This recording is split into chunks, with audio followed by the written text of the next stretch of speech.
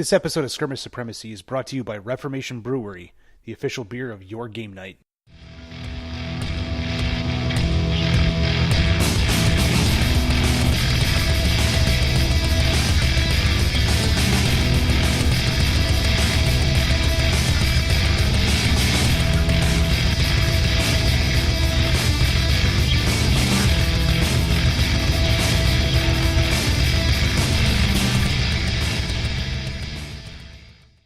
So cool things that they say.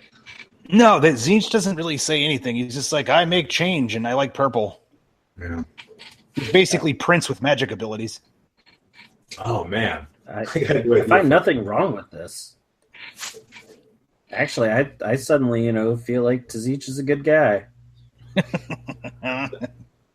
Awesome. So let's go ahead and get this thing going. I already started the broadcast a couple of minutes ago just to get this rolling. So I think what I'm going to do is I'm going to go ahead and say, Nick, do you want to go ahead and do this intro tonight? This is John. I don't know his last name. I'm kind of terrible about preparing for this. I think we just mentioned that professionally unprofessional.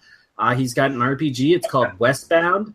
That's really as far as I've gotten. It has been one crazy week. And 2 weeks. I don't even know, maybe 3. So, I am professionally unprepared for this highly professional event.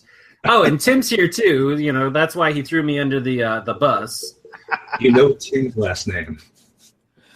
Yeah, it's Corkscrew. Yeah, it's close enough. It's Korkleski. Everybody just calls me Crash a Jet Ski. It's totally fine.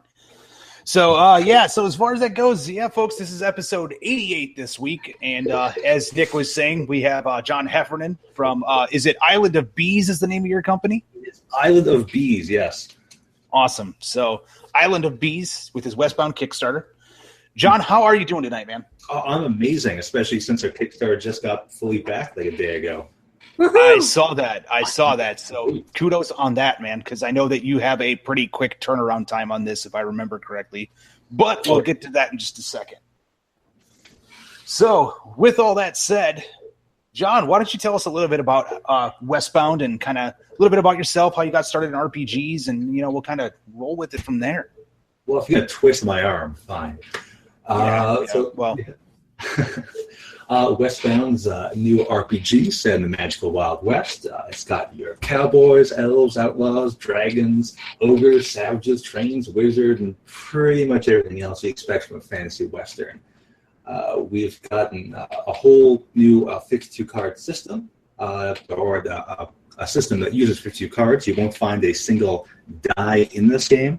In addition, we built the whole system around not having to need a character sheet and constantly be editing it. So we have a whole system for health and fistfuls of bullets, so you don't need to constantly be tracking everything. Of course, we've got a firearm system because it uses guns, but it's not tacked on like you might feel with some other kind of games where like a sword feels essentially like using a gun or using a bow. We've got an exhaustion system, which really came out of using the cards or developing using the cards. The character system is really vast. You can really spend a ton of time going through it, making a character, making more characters, just making as much. You can just have a ton of fun making characters, essentially, just digging through, seeing what you can make. We have a crafting system that's super fun and dynamic. It really puts creativity and control in the hands of the player. Be able to make crazy objects like automatic pistols that are filled with hollow point bullets, which are in turn filled with incendiary potions, or iron skin potions that turn people to stone. We've got archetypes, which are sort of like an alignment system, but instead of being good or evil, it's those traditional kind of archetypes throughout history and literature, things like the innocent or the ruler or the rebel. That gives more interesting aspect to a character instead of just, I'm chaotic, I'm going to roll a die to see what I do. Got a lot of players that do that. It's really annoying. We got a free rule set. Actually, most of our stuff is free online. If you go to our website, westboundgame.com, you can pretty much find 90% of the rules, minus some character creation options. You can find a quick start. You can play the game in about 5 minutes or like 30 if you're a game master.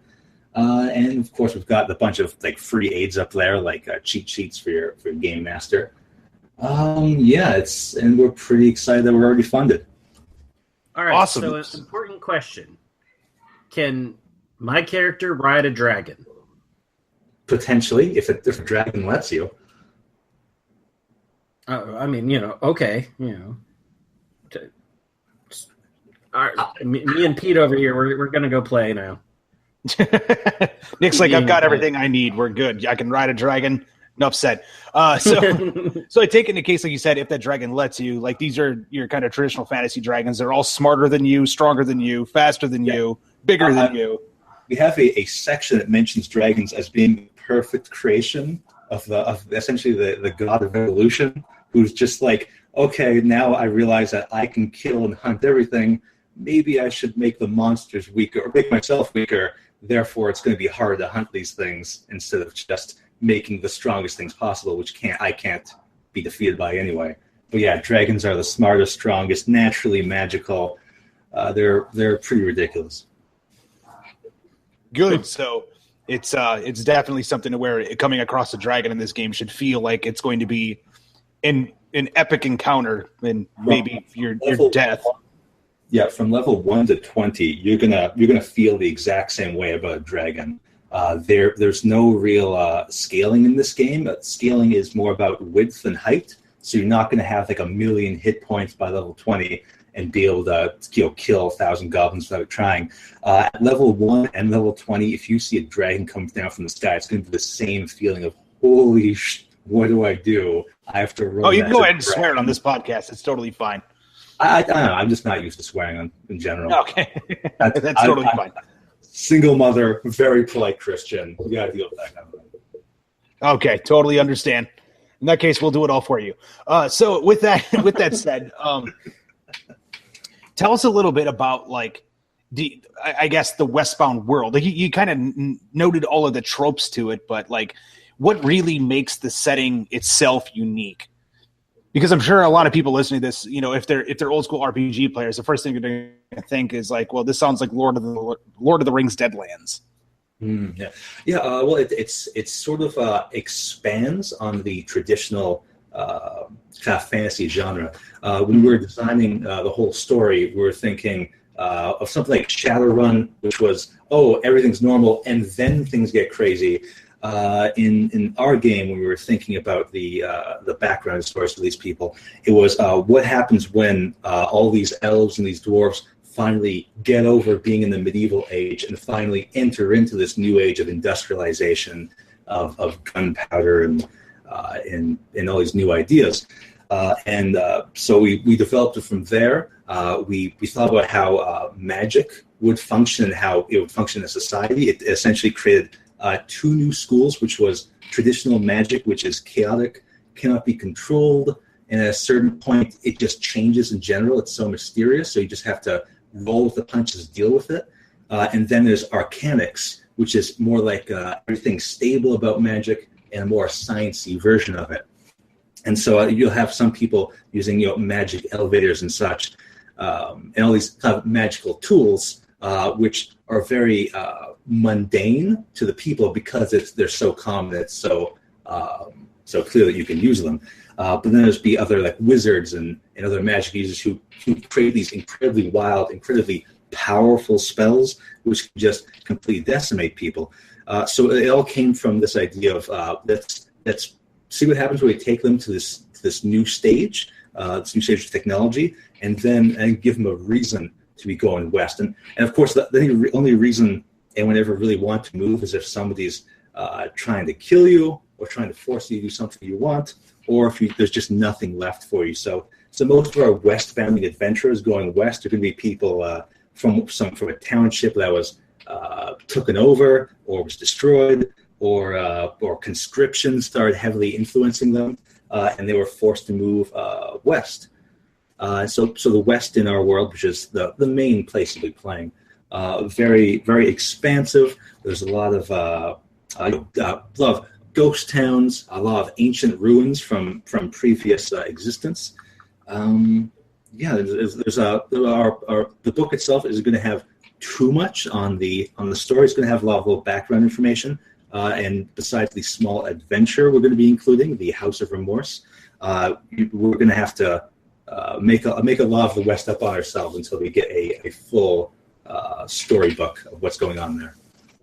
Cool. All okay, right. so you mentioned that almost or 90% of the game is available on your website for free. So what are you kickstarting? We're kickstarting the hardcover book. Okay. Yeah, we want to get this book inside your hands. Of course, the hardcover book comes with things like expensive things like art, and it includes the full rule book on character creation, as well as all the crafts. Of course, you can also get the PDF, which we offer on the website. But if you get the hardcover book, you also get the PDF as well, which again will include all the art, and it'll be I want to say properly formatted, because the current one, the basic you see online, it's basically everything thrown together and put up there. Right. But the hardcover book is properly formatted, so it'll be nice and gorgeous when you look at it and easy to read. Well, editing services are expensive, so it's totally understandable that, properly formatted is a challenge for something that's free. Yeah. Awesome. You could definitely kickstart just editing services, and that would actually be still a ridiculous number. Yeah. Awesome. So with that, like the world itself, like you said, it kind of evolved from your kind of traditional setting, and it's like they've evolved with it. Like time moved forward for them into what we consider to be the West. So guns are normal. This isn't like it's some weird plugged in thing. This is just a natural evolution of how things came.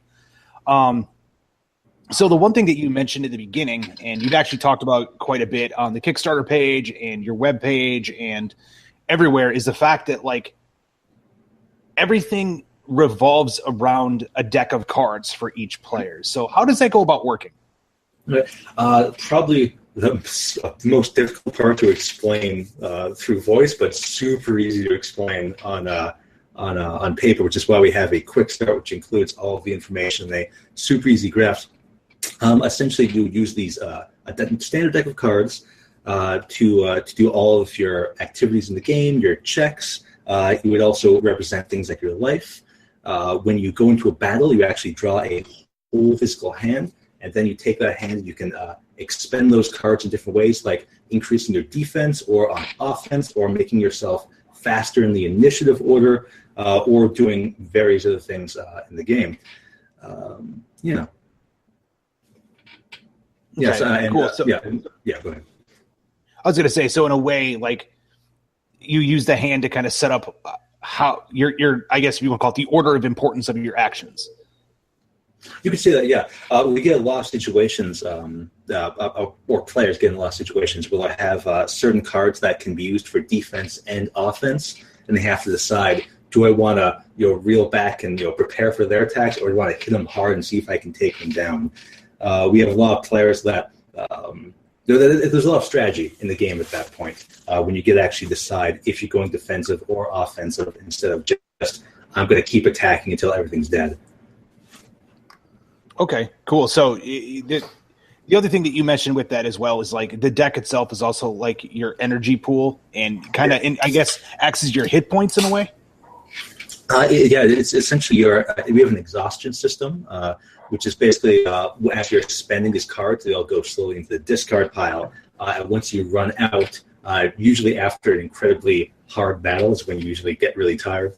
That once they run out, you become completely exhausted and you have to start taking rests. We took a lot of notes from the typical 10-minute adventuring day, where you'd spend about 10 minutes adventuring, you'd expend all of your energy, and then you have to sleep, which is something we thought was ridiculous. So we made a system that was specifically, you could take a 5-minute break, nothing really changes in the game, and you just keep on rolling that train through.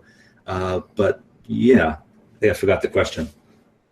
No problem. So what it comes down to is like, you're talking about how the deck is kind of like your exhaustion system, and it can run out, and it kind of, so in a way it's kind of your exertion of wanting to succeed at different actions, and on top of that, it's also kind of like your health system in a way. Yeah, that's something you see with a lot of first-time players is that at first they'll go balls to the wall crazy and spend their entire deck in about 5 turns. And then after that happens twice, they'll go super cautious and spend about 2 cards per turn. And then once they start getting used to it, they'll get this perfect rhythm of how important is this fight to this whole day of mine or this whole rest period, and how much should I be expending here? Gotcha. So when it definitely comes down to it, they kind of start off as like gun barbarians, where it's like, I'm just going to shoot. Okay, maybe I got to back off a little. Shoot. Yeah, that's 100% true, and I especially enjoy how that's not a character thing, but that's a player thing. That the players start as these gun barbarians who don't know what they're doing, and then eventually they get to the point where it's like, we're just going to go kill a dragon. We're level 1. We have a plan. We're going to get dynamite, and we're going to put it underneath them. Let's do this. Well, I mean, I guess explosives are there. You might as well use them. Oh, yeah. But awesome. So as far as the character creation, like you said that there's not really a character sheet per se. So how do you go about like developing your character and, if a character is good at gunfighting or sneaking or things like that, manipulation? When I said you don't have a character sheet, I meant you don't need a character sheet. You don't need to be editing your character sheet 100 times a game, constantly writing down how your health is decreasing. All of those kind of things are done through cards. But in a typical game, you would choose, first off, you choose your sword. Your sword is kind of how you play the game. It could be like you want to be a cowboy who's a solid striker, or you could be a wizard, supreme magic user, able to use every single source suit when they're casting spells. And then you could choose your breed, which includes typical races like elves and dwarves and humans, but also full orcs, ogres, and goblins. We really want to take those fantasy races that were, insulted and called, monsters, give them a soul, and actually turn them into actual player characters. I've had a lot of full orc characters I've played in the past really get irritated when other people start adding traits onto him, trying to make him more, aggressive and insane than a normal character would be. Then, of course, you want to choose your archetype, which we've mentioned before, which is sort of your personality. It's sort of your moral system, which is more than just good or evil. It's I care about my friends, but less so about strangers, or like I care about justice and nothing else. And then those 3 things will determine your traits. Traits have 4 sources. Of course, you have hearts, clubs, spades, and diamonds, which translates roughly to tradition, fortitude, grit, and luck. As you pick your races and your sword, you basically get these trait points you can spend on traits. And those traits are what you mentioned. They can make you super good not only at shooting guns, but also shooting in point blank, right in people's faces instead of having to have a distance. They can give you things like crafts. They can make you a better team player, able to assist your allies. They can make you a healer. So those traits are really where all these extra things come in. All those details. Nice. Okay, cool. So again, you don't need a character sheet in the traditional sense to keep track of a bunch of math and numbers. The character sheet is there to show the development of your character and what it can and cannot do. Exactly. Yeah. Okay, perfect. So that makes a lot more sense, because when you first said that, I was like, hang on a second. So with that said, so you mentioned characters go from level 1 to 20. So this is still, I don't want to call it a D&D trope, but people are used to a level system, so you're keeping things kind of within that. I think saying that it's a D&D trope is fair. That being said, just because level 20, I played games where you get to level 10 and level 30. It never felt right. It always felt too quick or too slow. 20 felt right for us. 20 felt like it was a proper number. But we split it up differently. We didn't want this game to be you become a cowboy, and now next 20 levels are you becoming a better cowboy. We wanted to split this up and make it so maybe you're not becoming a better cowboy, but maybe you're becoming a better elf. Maybe your natural hearing is suddenly becoming stronger and more keen. Now you can hear and fire enemies through walls. So as you're leveling up, you actually get to decide where you're putting up your levels. Are you putting it into your sort, or maybe into your archetype and getting new archetype abilities? Maybe you're putting it into your breed and, again, learning to sense through your feet. And now you can tell that there's people 5 feet, 10 feet away from you, even in the dark. So it's one of those things where now leveling up from level 1 to 20 is this huge kind of variance until you get to the end where everything, everyone's level 20, everyone has every ability of the character. But by level 5, you're going to notice that two people, like two elf cowboy innocents, going to be drastically different than each other, just because of how the road to get level 20 is so wide. Okay, cool. Because that's one thing that, like, I've always liked to see in RPGs. And I know there's times where I've kind of been a little bit critical of D&D, where it's kind of like if you play a fighter, you're really just a sword with a human or some other race of like flesh bag attached to it. Yeah. And that's something I always like to see in RPGs, like where even if say Nick and I are playing the exact same archetype, like in this case the innocent gunslinger elf, that we are not this, we're not just clones of the same person. Like after a while, like you could really see there's different traits and personalities and ways that we interact within the game itself. Oh yeah, 100%. Especially considering, there's even within each of these, there's trees that you can go into. You have subclasses for your sorts. Every single level you put into your breed actually splits off between being one side or the other. For instance, a city elf or a country elf, a steel dwarf or a stone dwarf. So even if you took like all 5 into breeds, both you at the same time, you could easily have all these varying powers as you're increasing. And of course, then you have the archetype, which has 6 abilities each, which can be gathered in any order. There's no order you actually have to get them in. Okay, cool. So it's not like you have to do this one and then that takes you to level 2 version of this one or anything else. It's just grab them how you want to go. Awesome.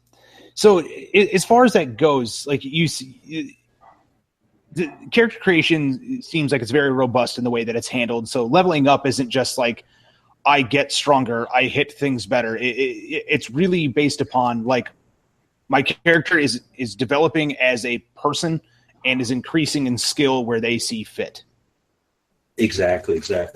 You'll get certain people who know the path they want to take. For instance, if you were, say, an elf spell slinger, at level 4, you get the ability to enchant magic into every bullet and make them curve like your Angelina Jolie in Wanted. Meanwhile, if you get to level 2 in your breed, you'll be able to get sonic hearing and be able to listen past walls. You mix those two together, level 6, and suddenly you're firing around walls without even having any line of sight required at all. You're just shooting into the air and having the bullets fly down like hornets. So there's a lot of excellent variation of question of how do you get to that point. And so there's a lot of excellent features there. Right. So speaking of firing, the one thing that you mentioned that really stuck out to me, and you've mentioned it on the Kickstarter page and everything else, is that you really wanted guns to feel like guns and not just like a ranged version of a sword. Yeah, it came down to a question of in those traditional RPGs, like, oh, I have a dagger, it does very low damage. Like, oh, I have an axe, it does very high damage. We wanted to get rid of that whole idea because we're used to like a typical duel where 2 people fire off, 1 dies, 1 shot. That's it. That happens very commonly in this game. We wanted to make sure that was something that could happen. So now we have the traditional guns, which really all weapons now have to do the same amount of damage. It's just depending on your accuracy and your enemy's ability to avoid the damage, which, like we mentioned, was your defense and your offense. So now all these weapons really have just certain abilities to make them more useful in different situations. Like typical guns or firearms, They're going to be most useful when you're fighting armored enemies, as well as dodging enemies, things like that. Just because you're not able to dodge a bullet, you're not able to put enough armor on that bullet won't hit you or go through it. But when you're doing something like using an axe, getting up close to these people, we wanted to make that feel really satisfying too. So all of these melee weapons come with various abilities. Things like the fact that they can wrap around people, they're hooked, and they can help you grapple them or push them to the ground or knock the gun out of their hand, or they can do things like be thrown, or they can be tipped with poison, things you just can't do with other weapons. And of course, then we also have arcanic weapons, which are essentially our magical weapons in the game, which come with a ton of more variants. However, they also require mana to be actually input into them, which means you need to be a magic class or have some sort of magic ancestry or have a lot of tradition traits to actually give yourself some mana. Either that or have a spellcaster who's willing to expend their mana to power up your equipment, which there depends on how many people you have in the party. Right. So you can't just get a gunfighter with the super mega arcanic gun and just let him just keep firing bullets all day long like it's no big deal. Yeah, he'll definitely require at least a friend or have to pay someone in town to actually power it up for the day. And even that won't last forever. Okay, cool. So magic is definitely expendable. Oh, yeah. 100%. Awesome. So as far as it goes, like you mentioned, traditional creatures and whatnot, like there's dragons. What are some of the other, I guess, monsters that people would encounter in Westbound? You would get all those traditional creatures, dragons, trolls, the undead. In our book we put out there already, we put a bunch of these creatures out so you can see what there are, and then we made our own creatures, which are heavily influenced by these kind of Western ideas. Things like things like strangers and death being always around you. So we create creatures like the sallow, the pearl raptor, and things like the doppelswine, and each of these have these large write-ups on what they are and how they should feel when players are interacting with them. Nice. Okay, cool. So as far as that goes, like creatures in this game, from what I've kind of seen so far, is like after a while, yes, just like in your kind of traditional fantasy trope, if you're, I don't want to say the typical murder hobo, but after a while, like fighting certain things will become easier because you're just more efficient as a person. But at the same time, like the one thing that I notice is that creatures are still, regardless of your level, creatures are still dangerous. It's not like kind of your traditional level game where it's like, at first level, like 2 orcs is scary, but at level 20, 2 orcs is laughable. Yeah. I had players just the other day who were fighting a single troll, and just by the sheer lack of bringing any fire to negate its regeneration, it just decimated them. They just weren't able to fight a creature that was so regenerative. So a lot of these creatures like vampires and dragons, you have to actually prepare for if you're going to fight them, or else the fight could be almost impossible. That being said, we also all the creatures we've added in, but we realized that in the history of all these kind of RPGs, there's a lot of monsters that are there just to be hitboxes. You have your undead, which are like, okay, they're evil, they're going to come eat me. Okay. We have things like the bandito gecko, which are these little thieves, really, more than anything else. But once they get their hands on guns, they realize I'm at the top of the food chain, and suddenly now they're going around and sticking up saloons to get alcohol and stealing money to buy alcohol. And you can defeat, and like we mentioned, there's a guy named Krillo who's essentially our guide through the West. You'll see a lot of little messages from him if you read the book. Our Krillo talks about these geckos, saying their alcoholism is essentially the one way to defeat them. If you walk into a tavern, open up a bottle of whiskey, they'll knock themselves out. You don't have to fire at them with pistols.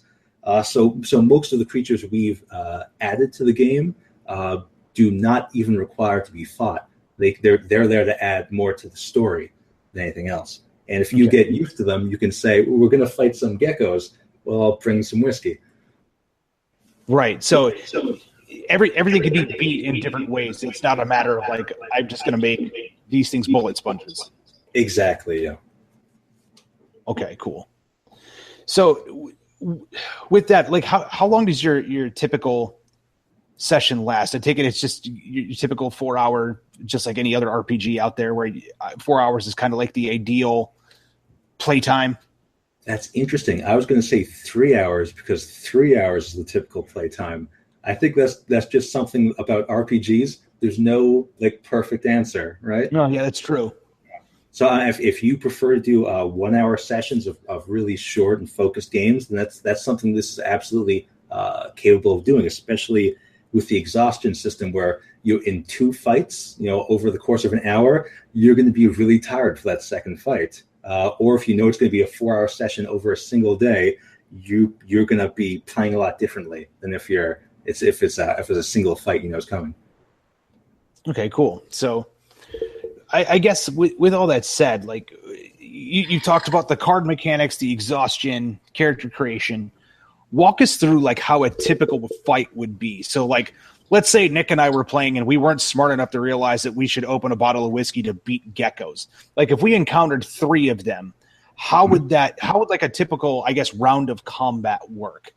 Well, it always comes down to the very beginning, which we call draw, which is essentially combat starting. If any of these banditos brought out a gun and specifically started aiming at you, and you, of course, are aware of these banditos that they're going to fight you, then immediately you would all draw and start that combat. Everyone would draw cards up to their hand. Typical, most of the classes have about 4 cards they draw. Some ones have 5, depending on their source suit. And they would draw the cards, and then they would focus on their ante. Ante is essentially their initiative order. And then they put down their foundation, which is their defense. And then, depending on who has the highest ante, they would go first, and then it would basically go back and forth between the players and the game master as everyone does actions and tries to kill each other. Okay, cool. So it definitely has like kind of a traditional Western, like we're about to start fighting mechanic. Yeah. We saw about the whole. I've had games before where game masters would say, roll for initiative. It's like, they were friendly. And we were like, that doesn't make sense. Initiative means that somebody wanted to start something. So it's very specific that if you're aware of combats, if you're aware of other people and that they have weapons and that things could start off, that the moment that they pull out a gun, everybody draws immediately. Everyone's aware of that fight's coming. Okay, cool. So you mentioned like playing the cards towards like priorities, like towards initiative, towards defense, towards attacking. How do we go about doing that? Like, let's say I've got a hand it's all 4 10s, or like two aces, a queen, and a 5. Like, how do the card numbers and suits matter? Okay. Well, the card. Let's start with if there's. Yeah. Okay. So the values matter because let's talk about your foundation first, which is your defense. Okay. Whenever you're putting down your foundation, your defense, you want to put down cards that are basically always going lower and sequential. Say a 4, 3, 2, or a king, queen, jack. The more of these you have down means that the more, if somebody shoots you with a pair, suddenly that's not going to affect you as much as something else. Like I said, when you're attacking, you want cards that are in sets. So things like a pair, things like a flush, things like a straight, 3 of a kind. And if your game master is nice, a 5 of a kind. If you can manage that with wild aces. So essentially, it's that battle between trying to get these sets of cards out and trying to get these long lines of cards on your defense. Okay. Now, of course, it even matters further because if you have certain values, will determine how difficult an attack is. If someone's wearing armor and you have a sword, suddenly it's going to be much more difficult to hit them. So we have these armor complications, essentially. where if you're trying to attack someone and your card is of too low a value, it's not going to affect them. This also applies to things like cover and other things like that. Meanwhile, if you have your suits, those will also change depending on what sort you are. If you're, say, a gambler, then all the club suits in your hands are going to be useful because you can use them for extra defense or a reactionary defense. If you were a wizard or a spellcasting class in general, you're going to want a lot of hearts in your hand because you have to use a heart card in order to cast any spell. And if the value's too low, the other character might be able to dispel that especially if they're very good at dispelling magic.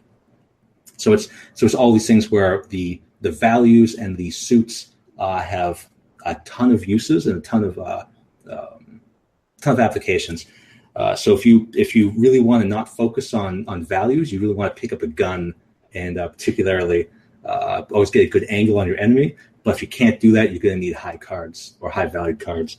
If you always want to be using your abilities from your sort, you're going to want certain suits always in your hand. Okay. So you're never stuck in a way to where it's like, I've got a hand of like all odds or all evens and I can't make a pair or a three of a kind or anything like that. And so therefore I can't do anything.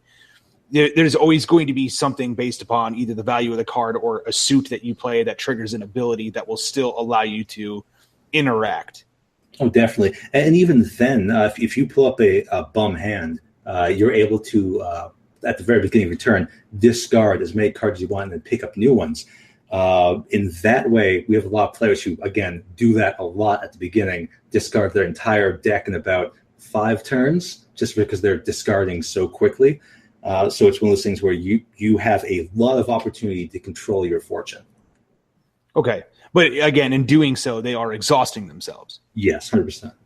Okay, cool. So that definitely makes sense because I was kind of wondering about how that would play out, especially, you said sets first. So, there's times where it's like, I've played poker and keep in mind, I'm not very good at it by any stretch, but like I look at my hand, I'm like, and I literally have nothing. So, in a game like this, when you're saying like the three of a kind of the pairs and things like that, I was like, what if that happens? So that makes sense then. So the value in the suits also matter for what you're doing. Okay, cool. Okay, so as far as that goes, like we've kind of talked about the combat system. We talked a little bit about leveling up. Obviously, we've talked about the game world. What are some of the other features of the game that are very distinct and unique? Like we kind of covered the typical, I guess you want to call it role-playing game tropes, but what really sets Westbound apart from everything else? Sorry, the cough there. So I would really like to talk about the archetype system, which we find very interesting. Okay. Archetypes, of course, come with archetype abilities, which you can gather in any order at any level. There's about 7 of them. There's certain ways to gather a few, but most of the time you're just putting levels into your archetype abilities or archetype to get these archetype abilities. And they are social powers. We played with them before about how maybe they can make you do different things, but in the end, archetype powers basically make your arguments more convincing. They make people want to help you for different reasons. So we'll have something with the innocent, who has, say, the pity ability, which makes people not only feel bad for them, but they can make people feel bad for others. So we'll have situations like just the other day, I had my halfling named Tubbletuff, who was trying to convince one of their allies to not abandon the Union and to assist them. And instead of even saying words, she just put her glasses down and just gave these big puppy dog eyes, and just pointed to the pity ability. And it was just a great role playing moment where she's using her character so well that how could I not want to reward that she's playing a character who loves to do that. In addition, what these do is they give like a focal point for all your powers. So if for a conversation. So there's a lot of times when you're playing a game, you don't know like where to go or what to do with the conversation. But here, that if you try to invoke pity, it's gonna be much better than if you do anything else. Of course, if you do something like try to make brothers betray each other who are super loyal, that's not going to work. But the fact that you have this focal point and these ideas of what you can do really well really helps players to role play and to engage in the world. Okay, cool. So the archetypes are your social abilities. Exactly. Yeah. So that's something that really irritated me when I was playing like Pathfinder and Dungeons and Dragons and games like that. Is that they often didn't have these things, and so when I played a character who was non-violent and who didn't want to fight and just wanted to be maybe a skill junkie who talked his way out of situations, it just wasn't possible. I had to be that gain strength, and now I can shoot better for some reason despite me not using a gun ever. So now up to level 5, you can just go straight into becoming a super great manipulator. Nice. Okay, so again, kind of roping back into, I guess, going through encounters. Westbound is not designed to be, I have gun, I must shoot things. There's always other ways to solve a problem. Exactly, yes. Okay. So it doesn't always involve bullets and fisticuffs and ripping heads off and things like that. So if bandits were to come into town and you're innocent enough and all that, or like you're a completely manipulative prick, you can send them off in a different direction. Well, we actually explain in explaining the archetype powers, we give a little story of how it works. And it starts with a savage explaining how he's going to kill them all, and then a gambler saying that if you leave now, we'll let you go off and won't chase you. And then the magic user says, and if you betray each other, we'll give you gold. All of them using archetype powers and just start making them, basically dispersing the group before you even need to fight them. Nice. I could see that just being completely confusing. Bunch of bandits right out of town. They're like, all right, we know what we're doing. What just happened? Suddenly they're riding out of town going, what the hell just happened? Why am I here? I don't know. Why don't we have any loot? Yeah. So, okay, cool. So I really like that aspect because that's always something that, like you said, I always feel is missing from RPGs is, I guess, the social mechanics of it. Yeah. Because a lot of games, the only time that you can really be a social character is if in a way you're also like a part-time method actor is really like the only way that I could say it is that like, you do stuff that goes outside of like the game skills and the game mechanics. It's just you yourself have to be good at portraying like, the really likable person or the manipulative bastard or all those different things. Like you yourself just kind of have to, you have to act that archetype, role play really, but the mechanics themselves never really support that. Exactly. If there's two things we wanted, is to make it so that you couldn't just say, I ask him for help and then roll a die and like, I got 30 diplomacy, I'm good. We wanted players to role play, but we didn't want them to need to be, super good actors and method people to actually be able to do it. Now they can say, I have the vocation ability, so I'm going to tell this guy he should really just go back to work and that way help us. And suddenly it's super effective, even if he's not a very good speaker. Nice. Okay, I dig that. I could definitely get behind that. So with all that wrapped together, like you have a very, very complete game in Westbound, and it sounds like you've been working on it for quite a long time. How long has this been a project that you've been play testing, like from start to finish? I guess you want to call it that, from early concept to now. Early concept it's only been about a year. That being said, okay. I have a particular job. I'm a phone operator for a company that works at night. So essentially, I babysit a phone all night long, and nobody calls me. So I spend about 6 hours a day writing rules and lore and balancing things as best I can, and then coming home and to my 4 roommates, going, "Okay, new plan. Here's how this game works now," until eventually we just have this super solid rule set together. Nice. So really, you're you're kind of working on the game itself as you're working your, well, in this case, your night job. Yeah, I couldn't hear the quotations in there, but yes, my working at my night. Yes. So for those of you who may or may not see this video, quotations working. So I just call that efficient use of time. So that's perfect. So this has only been like a year, which I find to be absolutely amazing.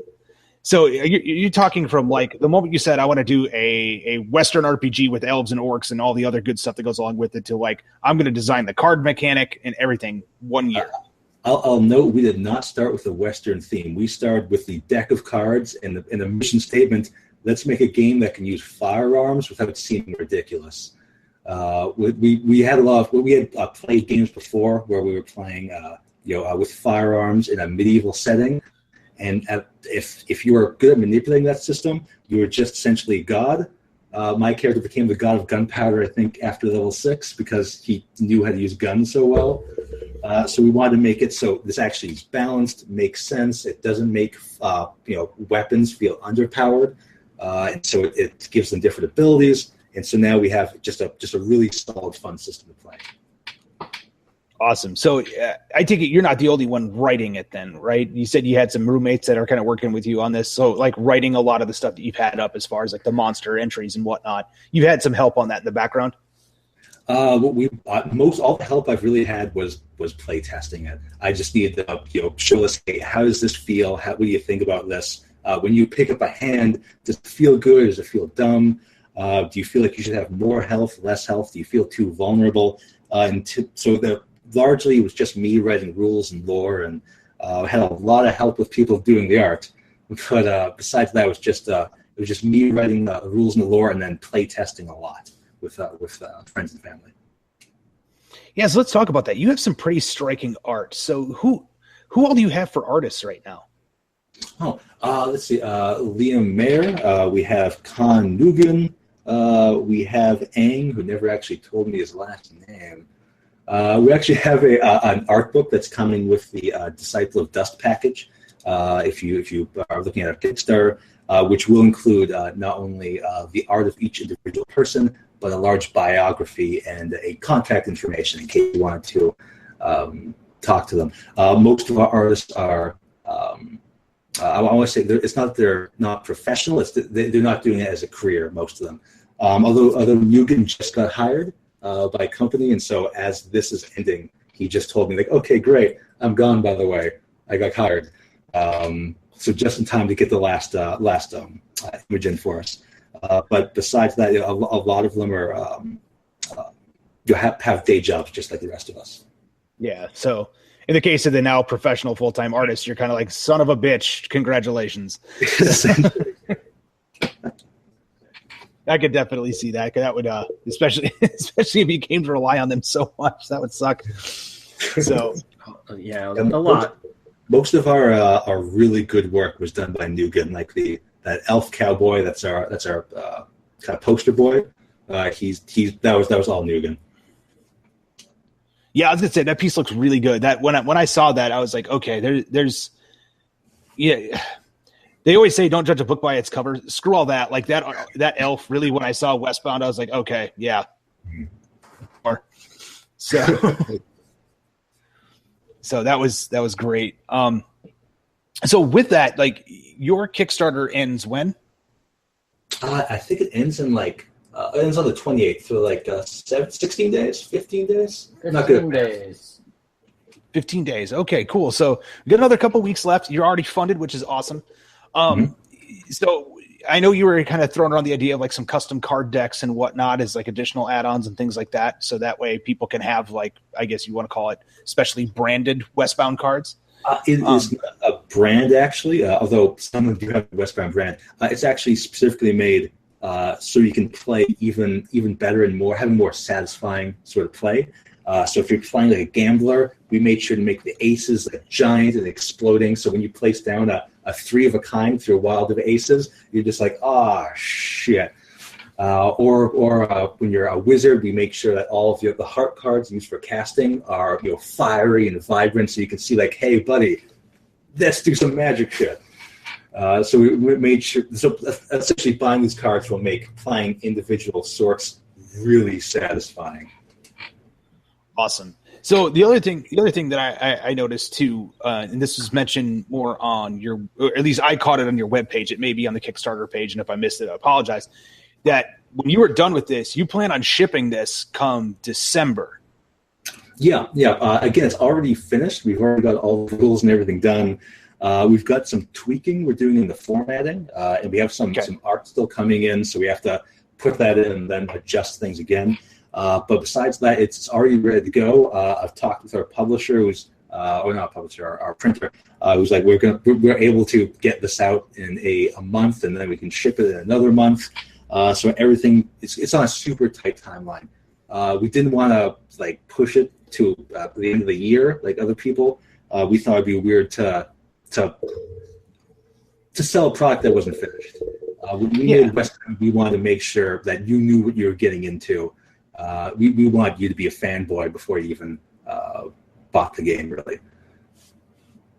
Yeah, and I could totally respect that. So it's just when I saw that turnaround time, I was like, wow, either they are 90% done with this thing or they're crazy. It's one of the two. So they're both. Yeah, it could be a little combination of both. But that's definitely an ambitious, turnaround time. And if you guys are confident on it, like props to you. That's a tight window. That's something we set up. I think 4 or 5 months ago. That we wanted to have this game ready for Christmas, and at that point we had most of the rules finished. We just need some tightening up. So we just built a timeline. 1 month to ship, 1 month to print, 1 month to kickstart, and just worked our way backwards from there until we got all our dates set and ready.